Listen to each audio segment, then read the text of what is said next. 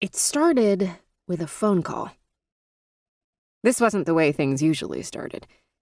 My agent, Rhonda, almost always emails me, knowing I prefer to keep my interactions limited to the written sphere whenever possible. If I could send her handwritten notes on creamy stationery sealed with wax, I would. Though at this point, email is pretty much the equivalent of a feather quill and inkpot anyway. If a phone call were absolutely necessary, she'd schedule it ahead of time. And yet here she was, calling me unannounced. One of the few happy outcomes of the so-called digital revolution is that no one is expected to answer their phone anymore. So I stared at her name on my screen, allowing the vibrations to run up my arm while noting how smudged the glass was, almost greasy. Apparently, I needed to wash my face more. I was still waiting for a voicemail when her text came through. "Call me back ASAP." Uh-oh. The cortisol began chugging its way through my midsection like Drano through that U-shaped pipe in one of those animated commercials.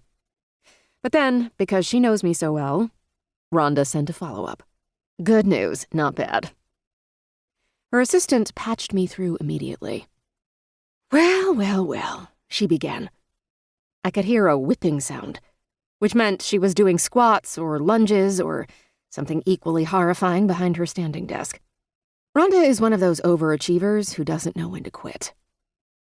Look who the cat dragged in. Why is it that I'm being forced to hear the sound of your voice right now? Rhonda likes to spar, probably because it burns more calories than regular talking. You know how I hate that. She laughed. A throaty, rasping sound that would make you think she smoked if you didn't know she ran several marathons a year. Rhonda's laugh is what sealed the deal when she was courting me as a client. I've always maintained you can tell a lot about people by the way they laugh. Someone should create a dating app where all you have to do is upload an audio feed of yourself laughing. None of this, "I like to take long walks on the beach" crap.